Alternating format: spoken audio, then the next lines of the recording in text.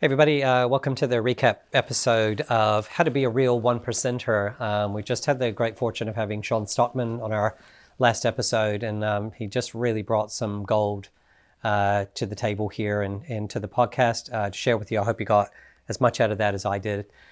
In these recaps, I just want to take a step farther and just say, hey, I know people will be bringing some real insightful things, what I call the hidden keys to success. And I'd love for you to be able to take that a step farther and actually apply it to your life. So I'm just going to fill in a little bit from the angle of the work that we did. Nothing too personal, but just how can we take that and say, well, how can you put something into play in your life? And what I got from Shaun the most was just, he started out by saying he had a problem. It was a problem with drinking.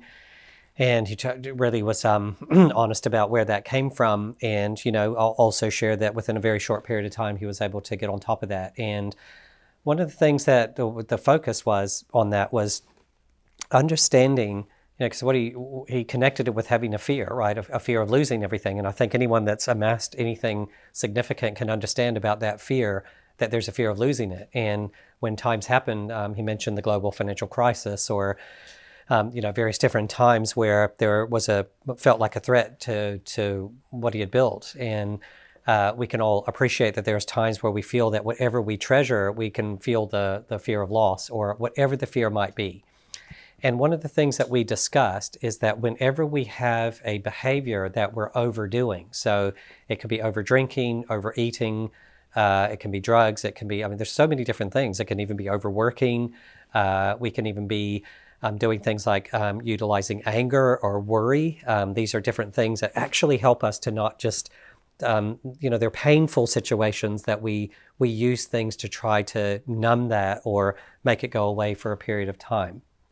One of the real key things, if that's something that you or someone you love is experiencing, is that it's not actually the thing that we're doing. So one of the things that we looked at and that I look at in these situations is it's not the substance that's the actual problem.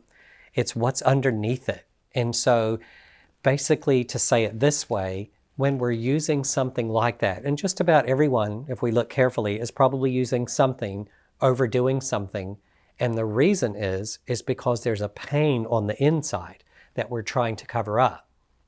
And as long as we have that pain, we're going to keep seeking something to try to numb that pain. So if it's a drinking, the moment that we drink, we feel, hey, I don't feel that pain for a few moments.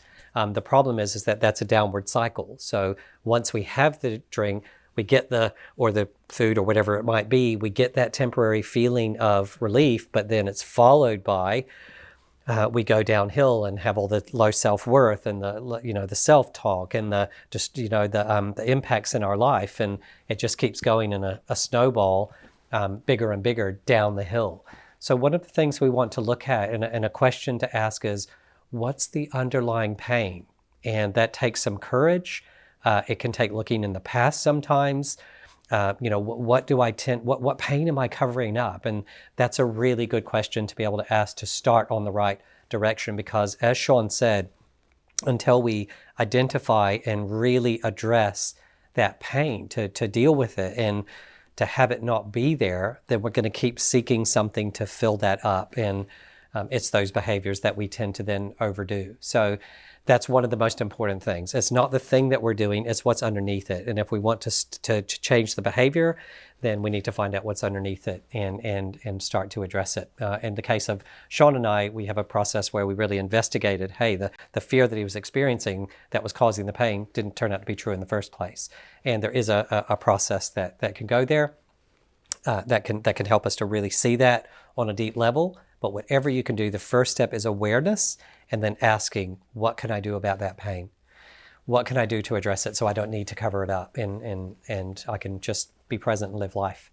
The other thing that was really important that Shaun mentioned was just living a high priority life. This is so important. You'll hear me talk about it all the time, that really at the end of the day, we're here to live a life that we love, or at least that's the opportunity. And that's as good as it gets in my experience. We're here to live a life that we love. But yet, I think if we look carefully, Shaun and I applied this exercise where we looked at all the things that in this case he was doing and evaluated them on which ones are the ones you really love the most. Which ones bring you about the things that you most want? Which ones are actually the most productive in directly contributing to the outcomes that you want and to the joy for life that you feel when you're doing them? And it's a real sobering exercise when people do it, because if we really wrote down everything that we do, we'll find that the majority of it is low priority things that we don't really enjoy doing, that aren't really productive, and we just get our life sucked up. And as Shaun said, it really does become a cycle where we just end up getting caught up in that. And we wake up one day and realize that's what we've done. So identifying those high priorities and he showed some real courage and just going, hey, I'm going to do something about that, and identifying those. And the third one was a very, very important thing, is something that I talk about a lot, is that we are the cause of our lives. And that's such a profound and deep concept that I get a lot of backlash from that. People are like, well, what about so-and-so? Surely they're to blame because they got angry at me. And I realize that this is not the easiest concept to understand or to accept, but it's the most powerful one. If you really want to be powerful in your life, is to understand that you're the cause of the way that your life is showing up for you. And what I do with that is, if something isn't going the way that I would like it to, I stop, ask that question until I understand, how am I causing it? Am I believing something? Am I projecting something? Am I just not clear in myself? And then once I understand that, I can address it. And I do that before I go and speak to other people, because otherwise I just cause rifts and problems, and I blame people where that's not necessary. When I understand my own part in it, and I don't take blame, I just take responsibility. There's a big difference.